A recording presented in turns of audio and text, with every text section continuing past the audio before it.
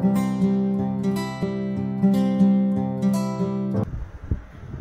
Hello everyone, welcome to our YouTube channel. We hope you all are doing well. तो आज हम NTPC के math के question करेंगे। आपको पता है कि एनटीपीसी के नोटिफिकेशन आ चुके हैं, जल्दी उसके एग्जाम डेट भी अनाउंस कर दिए जाएंगे। ठीक है, तो मैथ में आपको पता है एनटीपीसी में 30 क्वेश्चन आते हैं। ठीक है, मैथ में आपको 30 क्वेश्चन आते हैं मैथ से, एनटीपीसी के सीबीटी वाले का।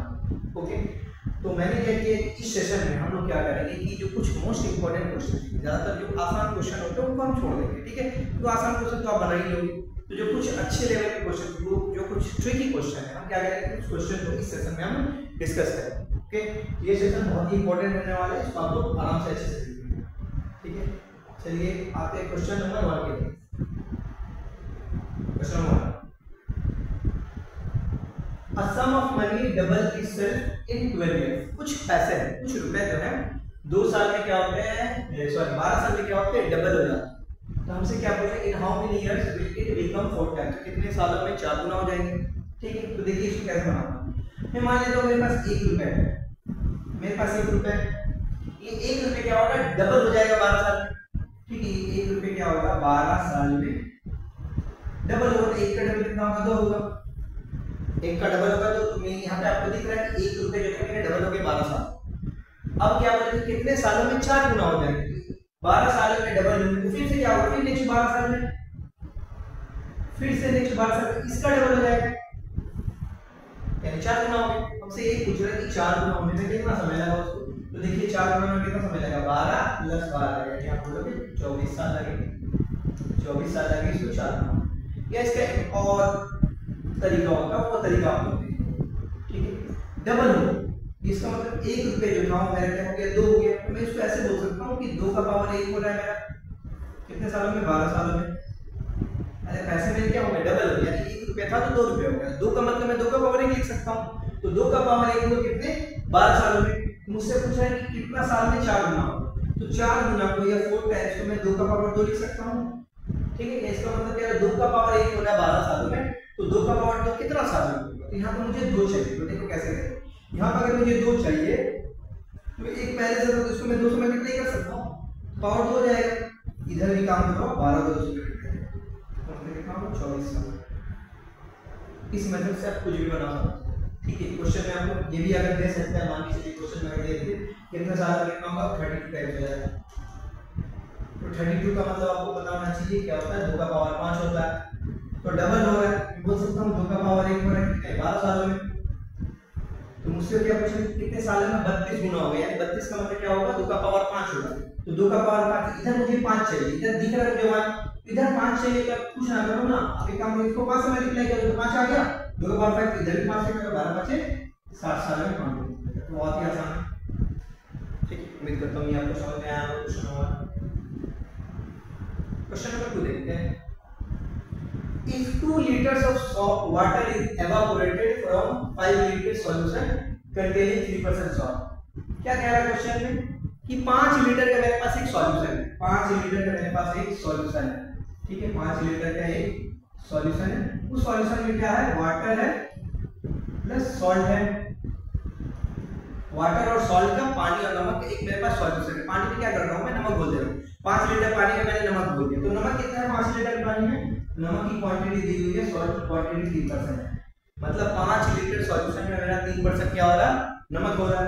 अब क्या बोला, 2 लीटर पानी को मैंने क्या किया, एवापोरेट करा दिया। एवापोरेट का मतलब क्या होता है, भाप बन के उड़ गया पानी। पानी को गर्म करोगे तो पानी क्या होता है, एवापोरेट होता है। पानी की क्वांटिटी क्या होती है, डिक्रीज होते जाती है, क्योंकि वो क्या होता है, भाप बन के उड़ जाता है। ठीक है, गैस होती है, उड़ जाती है। अब मुझसे पूछा है कि 2 लीटर भाप पानी को मैंने क्या किया, भाप बना के उड़ा दिया, या एवापोरेट हो गया। अच्छा देखो, अगर आप नमक और पानी का सॉल्यूशन है, अगर आप उसको गर्म करोगे ना, तो सिर्फ पानी उड़ता है, पानी वेपर बनता है, सॉल्ट वेपर नहीं बनता। ठीक है, सॉल्ट उसके अंदर घुला हुआ, सॉल्ट हमारा सेम का सेम रहेगा। तो 5 लीटर क्वांटिटी था, तो उसमें सॉल्ट कितना था, 3%। इसको देखो क्या करेंगे, यूनिटरी मेथड से बनाएंगे। ठीक है, 5 लीटर सॉल्यूशन में सॉल्ट कितना है, 3% है। ठीक है, 5 लीटर सॉल्यूशन में सॉल्ट कितना, 3% है। अच्छा, अगर मैंने 1 लीटर सॉल्यूशन होता, सॉल्यूशन अगर 1 लीटर होता, मतलब 5 लीटर से मैं सॉल्यूशन को अगर मैं 1 लीटर कर दूं 4 लीटर को उड़ा दूं तो क्या होगा, मेरा नमक की क्वांटिटी कितना होगा, ज्यादा होगा, इनटू 5 होगा। Then what is the percentage salt in the remaining, ठीक है। तो 5% आएगा, 5 लीटर सॉल्यूशन में सॉल्ट कितना है, नमक कितना है, 3%। तो 1 लीटर सॉल्यूशन में कितना होगा, तो ज्यादा होगा, तो 3% इनटू 5 होगा, ठीक है। अब मुझसे क्या बोल रहा है कि 2 लीटर पानी तो मैंने उड़ा दिया, तो 3 लीटर जो सॉल्यूशन बचा हुआ सॉल्यूशन है, that what is the percentage of salt in the remaining solution. तो जो रिमेनिंग सॉल्यूशन उसमें सॉल्ट कितना परसेंट, तो रिमेनिंग सॉल्यूशन तो 3 लीटर ही, तो 2 लीटर तो हो गया, 3 लीटर सॉल्यूशन में नमक कितना होती है, 1 लीटर में इतना, 3 लीटर में क्या करना, कुछ ना कर 3 से मल्टीप्लाई भाग कर दो, 3 कैंसिल आउट हो जाएगा, यानी 5% होगा हमारा आंसर, ठीक है। 5 लीटर सॉल्यूशन में सॉल्ट कितना है, 3% है, तो 1 लीटर में क्या होगा, ज्यादा होना चाहिए। अरे 5 लीटर है, 5 लीटर सॉल्यूशन का अगर मेरा सॉल्ट अगर 3% है, तो 1 लीटर अगर मैं सॉल्यूशन को कर देता हूं, इसका मतलब मैं पानी को उड़ा देता हूं 4 लीटर पानी को, तो 1 लीटर में सॉल्ट और ज्यादा होगा, तो ज्यादा के लिए क्या करूंगा, यहां पे मैं मल्टीप्लाई करूंगा, ठीक है। 1 लीटर में कितना, 3 लीटर पूछा तो 3 से डिवाइड कर दो आप, हो गया 5% answer. Question number 3, 3 prime numbers are arranged in descending order. 3 prime number है, बहुत बढ़िया क्वेश्चन, इसको ध्यान से लीजिए, ठीक है। 3 प्राइम नंबर है, तीनों को मैंने क्या किया, डिसेंडिंग ऑर्डर में अरेंज किया। अब डिसेंडिंग का मतलब क्या होता है, डिसेंडिंग का मतलब होता है बड़ा से छोटा। इसका मतलब अगर मैं आपको कुछ नंबर देता हूं 5 13 8, ये कुछ नंबर है, मैं बोलता हूं कि इसको डिसेंडिंग ऑर्डर में सजाओ, तो क्या होगा, डिसेंडिंग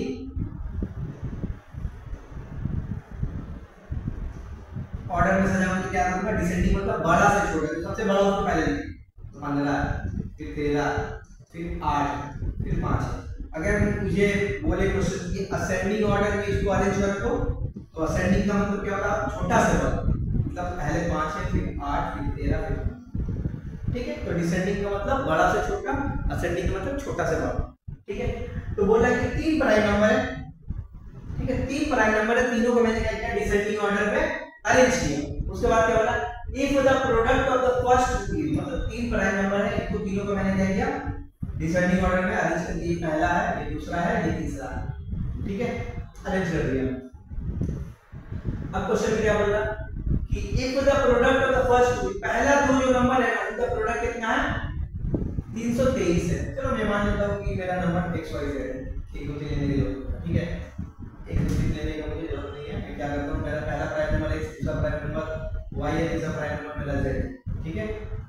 अब बोला कि पहला product of the first two, पहला दो का प्रोडक्ट जो है कितना है, 323 के बराबर है, और लास्ट टू इसका मतलब Y और Z कितना है, 221 है, 221 है, ठीक है। तो मुझसे पूछ रहा है कि the value of the biggest prime, जो सबसे बड़ा प्राइम है। अच्छा, सबसे बड़ा प्राइम नंबर क्या होगा, x होगा, क्योंकि ये क्या घटते क्रम में है, डिसेंडिंग ऑर्डर में, मतलब बड़े से छोटे, x की मुझे वैल्यू निकालनी, ठीक है। तो क्या करें, देखिए बहुत ही आसान है, आपको पता है प्राइम नंबर होता क्या है, व्हाट इज प्राइम नंबर। दो प्राइम नंबर को अगर मल्टीप्लाई, प्राइम नंबर ऐसा नंबर होता है जिनका सिर्फ एक ही पे दो ही फैक्टर होता है, एक होता है 1 और दूसरा वो नंबर खुद होता है, या दूसरे शब्द में बोला जाए तो वो नंबर जो सिर्फ अपने आप से ही भाग होता है और 1 से भाग होता है। जैसे 11 एक प्राइम नंबर है, मतलब 11 आप 2 से 3 से 4 5 किसी से डिवाइड नहीं होगा, सिर्फ 11 से डिवाइड हुआ या तो 1 से डिवाइड हुआ, ठीक है। तो दो प्राइम नंबर को मल्टीप्लाई करके 323 आ, इसका मतलब देखो, इसको अगर फैक्टर करते हैं तो क्या आएगा, किससे डिवाइड होगा, ये 17 से डिवाइड होगा, देखो 17 × 17 15 बचे, 17 9 153, इसका मतलब 17 और 20 मल्टीप्लाई करने पर 323 आ रहा। उसी तरह ये कितना 221 है, ठीक है, 221 है y और z। तो देखो सबसे बड़ा नंबर कौन है, x 19, y 17, तो किसी को 17 से डिवाइड करो, 17 × 17 17 क्या होगा, आ गया 17 × 13, तो ये मेरा क्या होगा, पहला नंबर मिल गया। इसको क्या डिसेंडिंग ऑर्डर में लिखो, सबसे बड़ा नंबर 19 है, फिर 17 फिर 13, देखो इन दोनों को मल्टीप्लाई कर रहे हो तो कितना आ रहा, 323 आ रहा, और इन दोनों को मल्टीप्लाई करो तो 221 आ रहा, ठीक है। प्राइम नंबर का मतलब जो दो नंबर को मल्टीप्लाई कर रहे हैं तो दोनों में कुछ भी कॉमन नहीं है, दोनों प्राइम है, तो मेरा सबसे बड़ा नंबर कौन सा, 19 होगा, आसान था।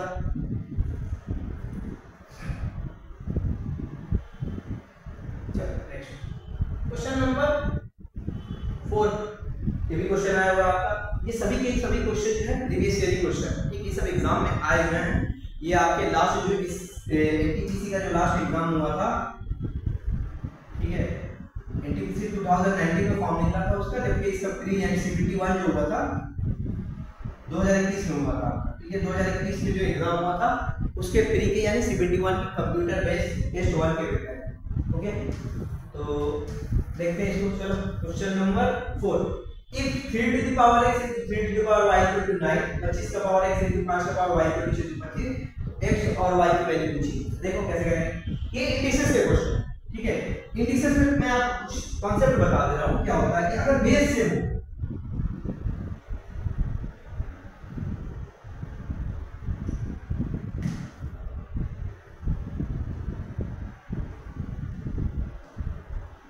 याद रखोगे अगर बेस सेम हो, देखिए यहाँ पर a का पावर n है, यहाँ पे a का पावर n, ठीक है, दोनों की बेस सेम है। अगर बेस सेम हो तो पावर क्या होते हैं, ऐड होते हैं, a का पावर प्लस n हो जाएगा, ठीक है। अगर मल्टीप्लाई के फॉर्म में a का पावर m बाई a की पावर n, ठीक है। अगर बेस सेम है और डिवाइड के फॉर्म में हो तो a की पावर कितनी होगी, m माइनस n, तो आप याद रखो, ठीक है। तो यहाँ पे 3 का पावर x into 3 का पावर y, इसको मैं लिख सकता हूं, दोनों देखो दोनों का बेस सेम है, तो अगर बेस सेम है तो 3 की पावर क्या होगी, इधर x इधर y होगा, x प्लस y होगी। सिमिलरली मैं 9 को लिख सकता हूं 3 का पावर 2, ठीक है। एक और कॉन्सेप्ट है उसको याद रखिएगा, a का पावर x है और यहाँ पर a की पावर 2, बीच में इक्वल का साइन हो और दोनों तरफ अगर बेस सेम, बीच में इक्वल का साइन अगर दोनों तरफ बेस सेम है तो पावर इक्वल हो जाता है, तो पावर क्या होगा, x इक्वल टू 2 हो जाएगा। बीच में अगर इक्वल का साइन है और पावर दोनों तरफ सेम है, इक्वल के दोनों तरफ power base same, sorry equal का साइन है, देखो इक्वल के दोनों तरफ बेस सेम है, तो पावर क्या हो जाएगी, इक्वल हो जाएगी, इसका मतलब x plus y equal to 2 होगा। यहाँ आते हैं 25 का पावर x है into 5 का पावर y है, 625 को मैं लिख सकता हूँ 5 का पावर 40, देखो क्योंकि यहाँ पे मुझे बेस 5 दिख रहा है। 25 को मैं लिख सकता हूँ 5 का पावर 2, कौन चीज है याद रखिएगा, अगर a का पावर m उसका होल पावर n तो पावर मल्टीप्लाई हो जाएगा, ये पावर के ऊपर पावर हो तो पावर मल्टीप्लाई होगा, ठीक है। एग्जांपल अगर मैं इसका दूं तो a स्क्वायर का अगर मैं बोलता हूँ आपको क्यूब करो, a स्क्वायर का अगर आप क्यूब करोगे तो a का पावर कितना हो जाएगा, दोनों पावर मल्टीप्लाई हो जाएंगे, 6 हो जाएगा, ठीक है। यहाँ पे क्या लिख सकता हूँ, 25 का मतलब 5 का पावर 2 होगा और ऑलरेडी पावर x है तो 5 का पावर 2x हो जाएगा इनटू 5 का पावर y होगा इक्वल टू 5 का पावर 4, ठीक है। दोनों तरफ क्या बेस सेम है, बेस सेम होता है तो पावर क्या होती है, ऐड होती है, यानी 2x plus y equal to कितना होगा, 5 का पावर 4 होगा। अब इक्वल का साइन है, इक्वल के दोनों तरफ बेस सेम है तो पावर इक्वल हो जाएगी, इसका मतलब 2x plus y equal to 4। यहाँ इक्वेशन 1 मिला आपको, ये इक्वेशन 2 मिला, दोनों से सॉल्व करके x और y की वैल्यू निकालो। तो देखो यहीं पे मैं क्या करता हूँ, x plus y equal to 2 है, 2x plus y equal to 4, ठीक है। सॉल्व करो, माइनस माइनस माइनस घटा दो, y में से y जाके कैंसिल आउट होगा, x में से 2x निकलेगा तो कितना होगा, माइनस का x, 2 में से 4 माइनस कर दो तो माइनस का 2, यानी माइनस का कैंसिल आउट हो जाएगा, x की वैल्यू कितनी आएगी, 2 आएगी, ठीक। अच्छा x की वैल्यू 2 आएगी, y की वैल्यू कितनी है, ऑप्शन देखो y की वैल्यू कितनी है, पहले इक्वेशन में कितना x plus y equal to 2 है, तो x क्या अगर मैं 2 पुट करूंगा 2 उधर जाके 0 यानी y का वैल्यू 0 आ जाएगा, तो मेरा x को y का वैल्यू कितना होगा, 2 को मत x की वैल्यू जो भी है पहले इक्वेशन में से x में पुट कर दो y की वैल्यू निकल जाएगी, यानी मेरा आंसर क्या होगा, ऑप्शन ए होगा, 2 को मत, x की वैल्यू 2 है, y की वैल्यू कितनी है, 0, ठीक है। Question number 5, the sum of two numbers is 434, दो नंबर का सम कितना है, 434 है और उनका HCF है 21 है। How many pairs of numbers can satisfy the above condition? तो ऐसे कितने पेयर ऑफ नंबर्स होंगे जो इस कंडीशन को सेटिस्फाई करें, ठीक है। चलो आगे, दो नंबर का सम है, दो नंबर का योग है 434 और दोनों नंबर की HCF 21 है, ठीक है। अच्छा देखिए नंबर आते कैसे, अगर किसी नंबर का HCF दिया हो, ठीक है, तो लेट नंबर्स मान लो numbers are 86 and 31, ठीक है। अगर HCF का मतलब क्या होता है, हाईएस्ट कॉमन फैक्टर जो दोनों में कॉमन है, ठीक है। मतलब दो नंबर है, दोनों का HCF 31 आया ना, इसका मतलब क्या होगा, अगर एक नंबर में x और y लेता हूं 31 दोनों में कॉमन होगा, तभी ना दोनों का एचसीएफ 31 आ रहा है, अदरवाइज एचसीएफ क्या होता कुछ और होता। तो एचसीएफ का मतलब जो दोनों में कॉमन, इसका मतलब मेरा नंबर क्या होगा 31x और 31y होगा। अब बोला दोनों नंबर को जोड़ने पर 434 आता है, जोड़ दो दोनों को, 31x + 31y = 434 434। 31 को अगर कॉमन लोगे तो x + y कितना होगा 434, x + y कितना होगा 434/31। इसको काटा तो 14 बन जाएगा, x + y = 40। यहाँ पर एक चीज और याद रखना आप, मैंने नंबर को क्या गिव किया 30x 31x एंड 31y, ठीक है। क्यों? क्योंकि 31 दोनों का क्या है एचसीएफ, एचसीएफ का मतलब दोनों में कॉमन, ठीक है। अच्छा और x और y क्या होंगे यहाँ पे, x, y को प्राइम होंगे, इसको आप ध्यान रखना। को प्राइम का मतलब क्या होता है, को प्राइम का मतलब x और y में कुछ भी कॉमन, ठीक है। अगर x और y में कुछ कॉमन होता तो मेरा एचसीएफ कभी 31 नहीं होगा और ज्यादा हो जाएगा, ठीक है। क्योंकि एचसीएफ का मतलब जो दोनों में कॉमन है, ठीक है। तो x और y क्या होना चाहिए यहाँ पे को प्राइम होगा, यानी x और y में कुछ भी कॉमन नहीं होगा, दोनों में कुछ भी कॉमन नहीं होगा सिवाय एक के। x + y की वैल्यू मेरी कितनी है 49, ठीक है। आप बोल रहे हैं कि कितनी पेयर वैल्यू पॉसिबल है, देखो क्या करना है यहाँ से वैल्यू दे सकते। x का वैल्यू अगर मैं 1 लूंगा, y का वैल्यू कितना होगा 13 होगा।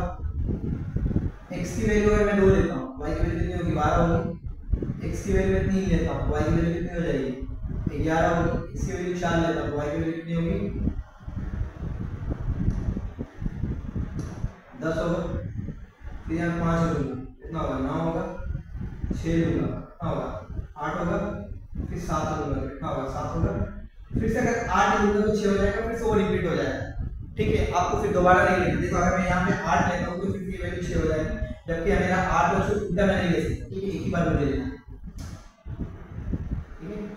अब देखिए अभी मैंने जस्ट आपको क्या बताया कि x और y होंगे यहाँ पर को प्राइम, मतलब x और y में कुछ भी कॉमन है, तो क्या क्या यहाँ से वैल्यू, तो ये पॉसिबिलिटी ये वैल्यू हो सकता है। इनमें कौन सी वैल्यू देखिए, 1 और 13 कुछ भी कॉमन है नहीं, कुछ नहीं, ये मेरा वैल्यू हो सकता है।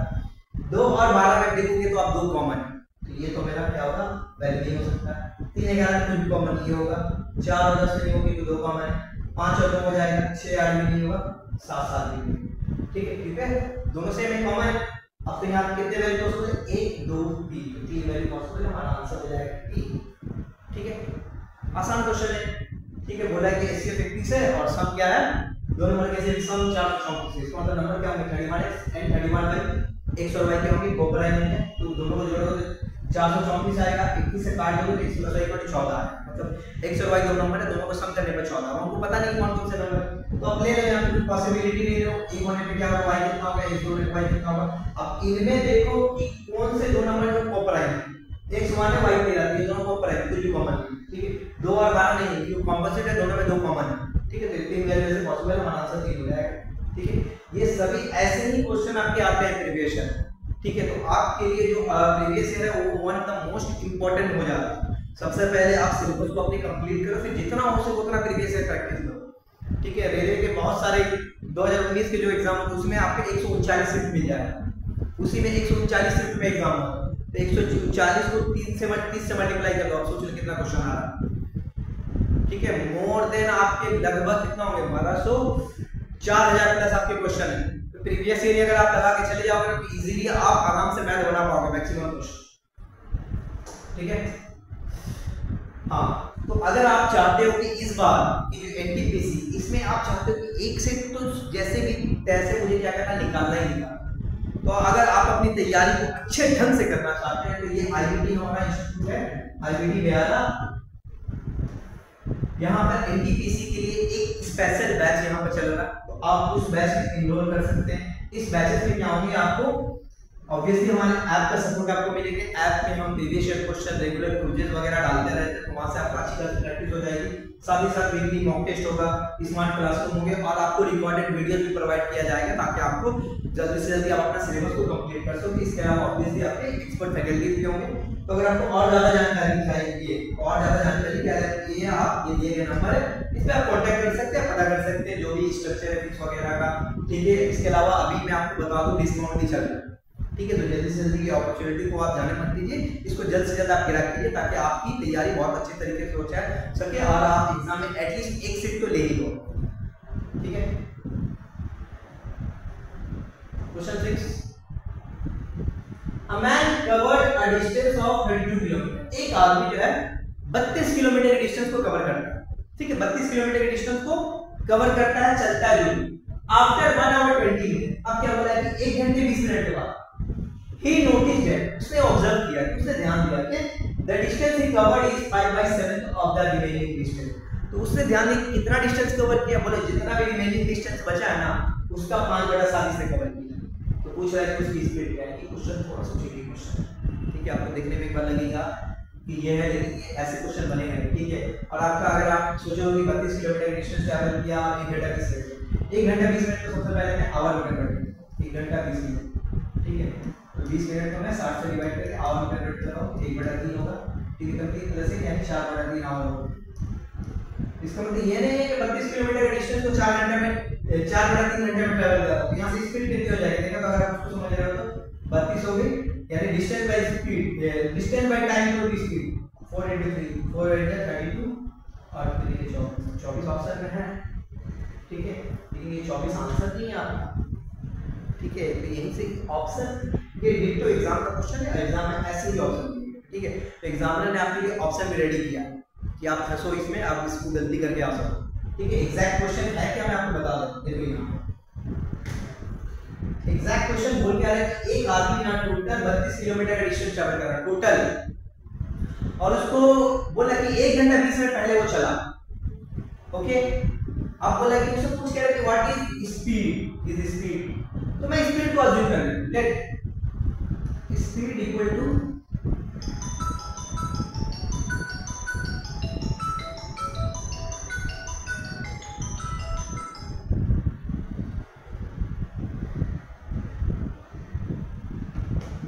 मैं स्पीड को अज्यूम करता हूं कि स्पीड जो है हमारा x kilometre per hour, speed क्या है x किलोमीटर पर आवर। अब क्वेश्चन के अकॉर्डिंग क्या बोला कि 1 घंटा 20 मिनट का 1 घंटा 20 मिनट तक चला है, 1 घंटा 20 मिनट मतलब 4/3 घंटा तक चला, तो अगर इसकी स्पीड x किलोमीटर है और 4/3 घंटा तक चला है तो कितना डिस्टेंस कवर किया होगा, यहां से निकालो डिस्टेंस कितना तक कवर किया है,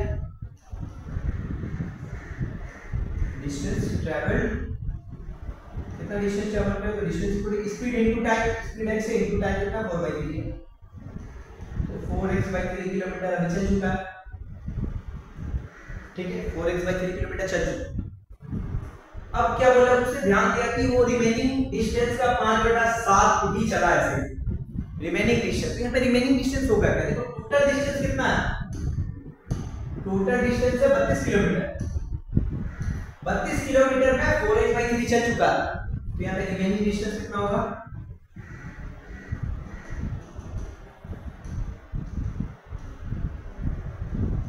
रिमेनिंग डिस्टेंस होगा आपका कितना होगा, 32 में से 4x/3 घटा दो, इतना किलोमीटर डिस्टेंस अभी बचा है, कितना चल चुका, ठीक है, 4x/3 चल चुका है, 32 माइनस 4x/3 इतना डिस्टेंस हमारा बचा हुआ अभी कवर करने। अब क्या बोला 1 घंटा, देखो अभी हम इस क्वेश्चन में 1 घंटा 20 मिनट चलने के बाद उसने ये ऑब्जर्व किया है कि वो कितना दूर चला है, तो रिमेनिंग डिस्टेंस का 5/7 ही चला, रिमेनिंग डिस्टेंस का, लेकिन एग्जैक्टली एक्चुअल में चला कितना है, इतना चला, यही बोला कि ये जो चला है ना 4x/3 ये कितना है, ये रिमेनिंग डिस्टेंस मतलब कितना 32 माइनस 4x/3, इसका जो बोल रहा है 5/7 ध्यान से 1 घंटा 20 मिनट चलने के बाद, ठीक है, उससे ध्यान देंगे कितना चला, तो रिमेनिंग डिस्टेंस का 5/7 चला, तो लेकिन 1 घंटा 20 मिनट टोटल चला इतना है, इसका मतलब ये जो होगा 4x/3 ये 5/7 में होगा रिमेनिंग डिस्टेंस का। इसको सॉल्व करके x की वैल्यू निकालो, आंसर आ जाएगा, क्रॉस मल्टीप्लिकेशन कर लो, 7 को 40 से मल्टीप्लाई करके थोड़ा कितना होगा 28x,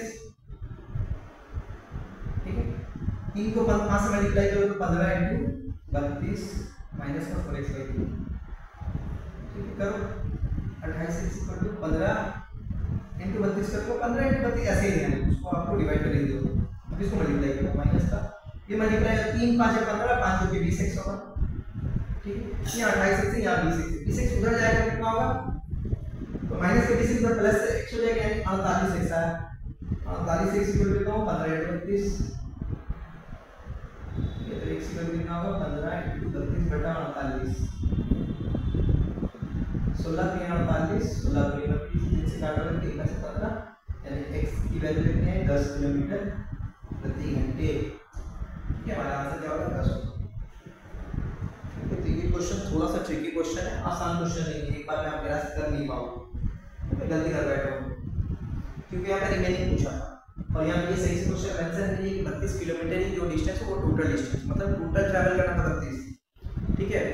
1 घंटा 20 मिनट में उसने 4x/3 ट्रैवल कर चुका है, तो रिमेनिंग कितना बचेगा 32 में से 4x/3 हटा दो। ओके, क्वेश्चन नंबर 7, ये भी बहुत अच्छा क्वेश्चन है। A retailer buys 20 pence at the mark price of 15 pence from a wholesaler। अब क्या होता है कि होलसेलर होते हैं, तो बोला कि एक रिटेलर मतलब जो खुदरा बेचता है, जो उसका छोटा मोटा दुकान में आकर सामान बेचता है, ठीक है, वो किसी और से खरीद कर लाता है, उसको होलसेलर कहा जाता है। जो आकर अपने लोकल एरिया में बेचता है उसको रिटेलर कहते हैं, ठीक है। एक रिटेलर बोल रहा है कि एक होलसेलर से खरीद रहा है 20 पेन खरीदा कितने में 15 रुपए के मार्क प्राइस में खरीदा, इसका मतलब 15 पेन का जितना मार्क प्राइस था ना, ठीक है, 15 पेन का जितना मार्क प्राइस था उतना में उसने क्या 20 पेन खरीदा। चलो इसको देखते हैं कैसे होगा। लेट मैं एमपी लिख रहा हूं शॉर्ट मार्क प्राइस, ठीक है, एमपी ऑफ 1 पेन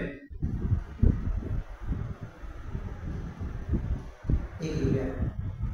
मैंने क्या किया कि एक पेन का मार्क प्राइस 1 रुपया, ठीक है, तो 15 at the mark price of 15 pen, तो 15 पेन का मार्क प्राइस कितना होगा, बोलो 15 रुपया होगा।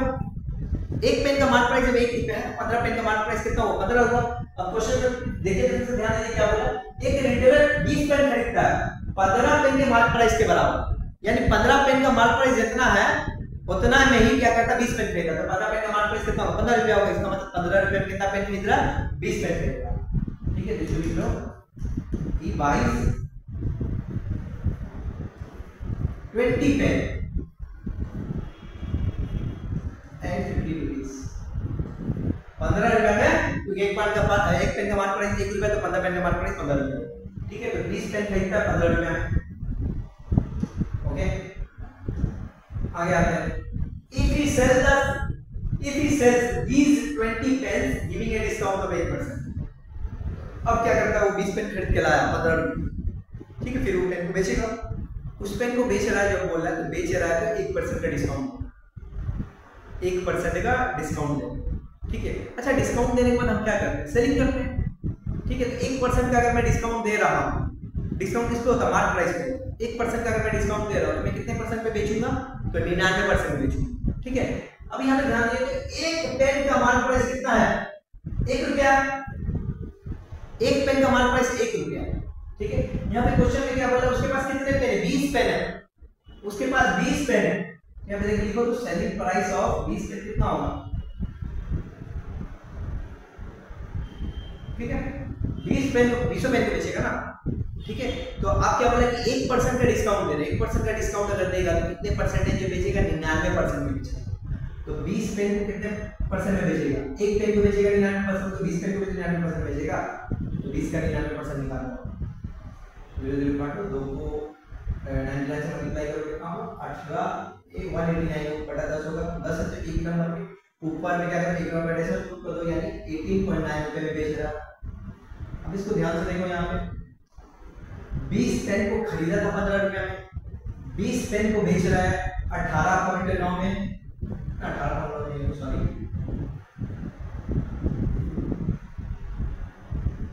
यहाँ पे दोनों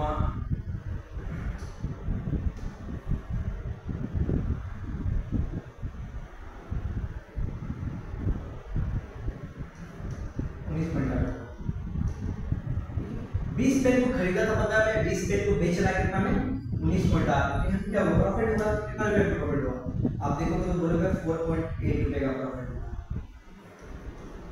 ठीक है। तो प्रॉफिट परसेंटेज कितना होगा, प्रॉफिट परसेंटेज का फॉर्मूला होगा profit of profit divided by cost price, कितना 15 इनटू 100, फॉर्मूला याद रखो, प्रॉफिट परसेंटेज का फॉर्मूला होता है प्रॉफिट बटा सीसी इनटू 100। सिमिलरली आपका लॉस परसेंटेज का होता है लॉस बाय सीसी इनटू 100%।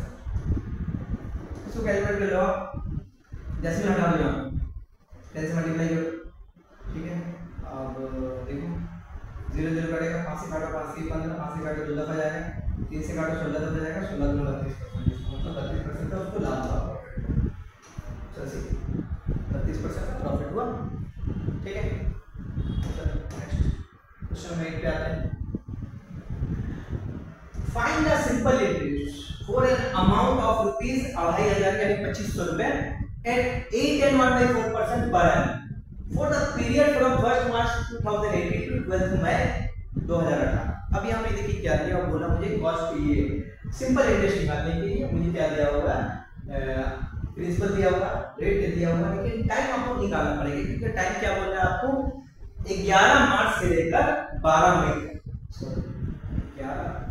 1 मई से लेकर 1 मार्च से लेकर 12 मई तक। तो यहाँ पे टाइम कैलकुलेट करो, ठीक है। अच्छा देखिए 1 May from the time period for 1 March 2018 को मैंने अगर कोई रुपया जमा किया उसको ध्यान से, ठीक है, और उसको 12 मई को निकाला। 1 मार्च को मैंने अगर कुछ रुपया जमा किया, ठीक है, तो क्या मुझे सेम डे में इंटरेस्ट नहीं देता, 24 घंटे के बाद कैलकुलेट होता है ना। तो 1 मार्च को अगर मैंने जमा किया तो मेरा इंटरेस्ट मिलना कब से शुरू होगा, 12 मार्च से शुरू होगा, ठीक है। तो 1 मार्च को तो मैं कंसीडर करूंगा भी, ठीक है, 1 मार्च को मुझे कंसीडर करना भी, ठीक है। तो मार्च मंथ में कितने दिन होते हैं, तो 30 दिन 31 दिन होते हैं, उसमें एक घटा दो तो मार्च कितना होगा आपका 30 होगा दिन। अप्रैल कितना होगा आपका 30 होगा। मई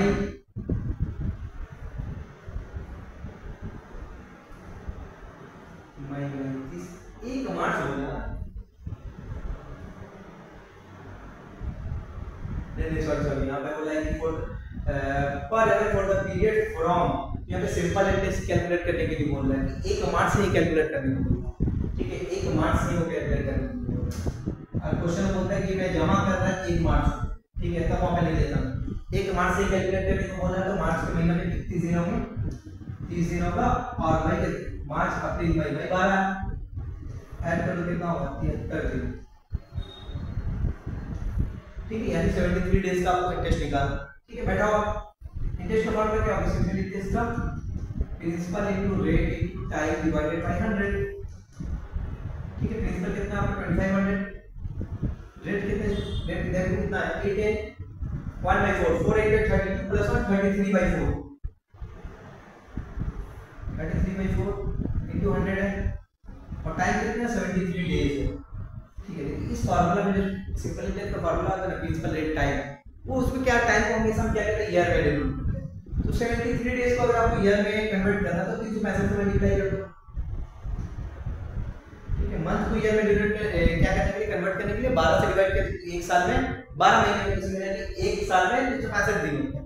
तो 73 को 365 से डिवाइड करके ईयर में कन्वर्ट करो। अब कैलकुलेट करो तो 73 से 5 बढ़ जाएगा, ठीक है। 5 5 से 5 से 15 5 से 35 से 36, ओके।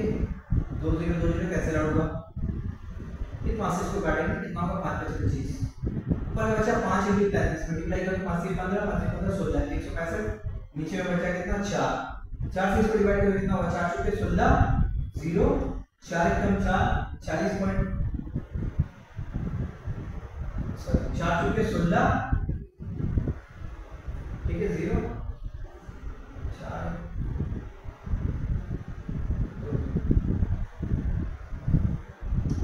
4 × 16 4 × 4 1 बचा 4 × 8 4 × 20 यानी 41 पॉइंट, तो 2 5 हमारे क्या हो जाएगा आंसर, ठीक है। आसान था, बस ये आपको थोड़ा सा मतलब बना देता, ट्रिकी बना दिया था, डेज आपको कैलकुलेट करना था और दिन को फिर ईयर में कन्वर्ट करना था। A sum of 480 rupees amount rupees 685, बोला कि 480 रुपए जो है 5 साल में 600 रुपया अमाउंट बन गया। अच्छा 600 रुपया अगर अमाउंट बन रहा है तो इंटरेस्ट कितना मिल रहा होगा, तो इंटरेस्ट देखोगे आप बोलोगे कि 120 रुपया इंटरेस्ट मिल रहा है, ठीक है, 5 साल। तो यहाँ से आप काम करो ना, रेट कैलकुलेट करो, ठीक है। सिंपल इंटरेस्ट का मतलब क्या होता है, प्रिंसिपल रेट टाइम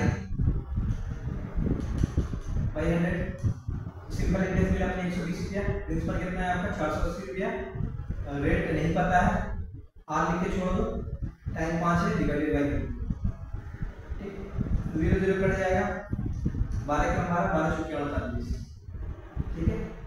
अब ऐसे काटो 5 दूना 10 0 फिर 4 से 20, क्रॉस मल्टीप्लिकेशन करोगे तो आर इक्वल कितना है, रेट 5%, ठीक है। यहाँ से मैंने रेट निकाल दिया, बोला था कि 480 रुपए जो है 600 रुपया बन जाता है 5 साल में, तो 120 का इंटरेस्ट मिला था, रेट निकाल दिया मैंने 5%। ठीक है, ऐसे सिंपल है।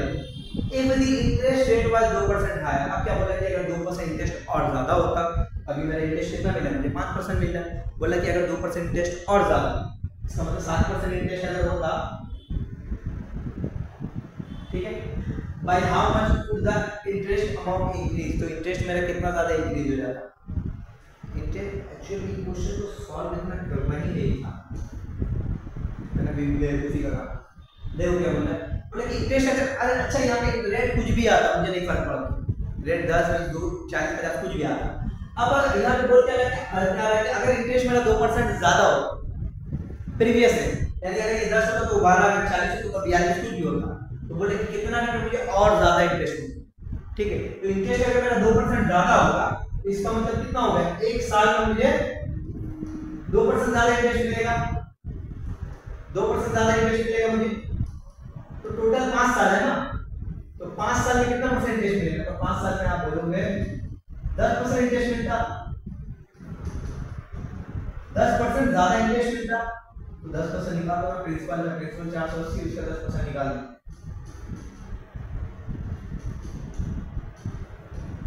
48 रुपये ही रहता होगा आंसर 48। अगर 2% इंटरेस्ट को ज्यादा मिले, एक साल में 2% ज्यादा मिला, तो 5 साल है टोटल टाइम, 5 साल में 10% ज्यादा इंटरेस्ट मिलेगा, तो 480 यानी प्रिंसिपल में 10% निकालो तो 48 रुपये आएगा, इसका मतलब 48 रुपये ज्यादा मिलेगा, और आंसर हो जाता है। Okay, next question number 10, product of two positive number is 0.60, बोल रहा है कि दो पॉजिटिव नंबर है, दोनों का प्रोडक्ट जो है 0.60 के इक्वल है, if one number is 1 by 15th of the other, एक नंबर जो होगा दूसरे नंबर का 1/15 गुना होगा या 1/15 टाइम्स होगा। तो मैं लिखता हूं दो नंबर है, फर्स्ट और यहां पे सेकंड। पहला नंबर में एक सब्जेक्ट कर रहा हूं, तो दूसरा नंबर क्या बोला 1/15 गुना होगा पहले नंबर, तो x से 1/15 यानी 1/15 होगा। ठीक है, यानी 1/15 लिख लो। अब क्या बोला, दोनों नंबर का प्रोडक्ट ये मल्टीप्लाई करो कितना है 0.6 आएगा, दोनों नंबर को मल्टीप्लाई करो, पहला x से दूसरा x/15 मल्टीप्लाई करो कितना आएगा 0.6 आएगा। ठीक है, 0.6 0 x into x/15। मैं क्या कर रहा हूँ, यहाँ पे डेसिमल को हटा दो, 6/10 लिख सकता हूँ या 60/6 सॉरी कट जाए, 5 से काटो 5 से 15, 5 से काटो 5 2 10, 2 से काटो 2 3 6, x स्क्वायर इक्वल कितना होगा 3 3 कितना हो जाएगा, यानी x का मतलब होगा 3। ठीक है, पहली वैल्यू में क्या आई 3 आई, मुझसे क्या पूछा कि दोनों नंबर क्या है। ठीक है, दोनों नंबर क्या है, तो पहली वैल्यू आई x कितना मिला मुझे 3, और दूसरा नंबर कितना x/15, ये पहला नंबर हुआ, दूसरा नंबर कितना होगा x/15, यानी 3/15 अगर करोगे आप तो 3 कम 3 3 5 15 1/5 1/5 फिर बढ़ जाएगा तो 5 2 10 यानी 0.2 आएगा, और मेरा आंसर क्या होगा 0.2 3.0 ये आंसर। ठीक है, यहां पर देखिए मेरा x आया था 3 आ रहा, x को ही देके आप मिला सकते हैं, इसको भी 3.0 लिखना। अब डेसिमल के बाद 0 उसको क्या ही फर्क पड़ता, डेसिमल के बाद 0 तो उसको डेसिमल को आप हटा दो, कुछ फर्क ही नहीं पड़ता उस डेसिमल। ठीक है, तो यहां पे मतलब क्या होगा, बच्चे कंफ्यूज हो जाएंगे अक्सर। एक सॉल्व में देखो e में लिखी नहीं जाने में 3.0 का मतलब ही 3। ठीक है, कोई एक नंबर है वहां पे डेसिमल के बाद आप कितना भी 0 दे दो कुछ फर्क ही नहीं पड़ता, 0 का कोई वैल्यू होता ही नहीं। ठीक है, तो चलिए ये हमारा पहला सेशन है। पहले सेशन में मैंने सिर्फ 10 ही क्वेश्चन रखे थे, पहले आप लोग इसको ध्यान से देखिए कि कैसे ग्राफ कीजिए पहले आप कि किस तरह के क्वेश्चन वगैरह आ रहे हैं, बाकी हम लोग उसको नेक्स्ट क्वेश्चन में बाकी क्वेश्चन डिस्कस करेंगे। ठीक है।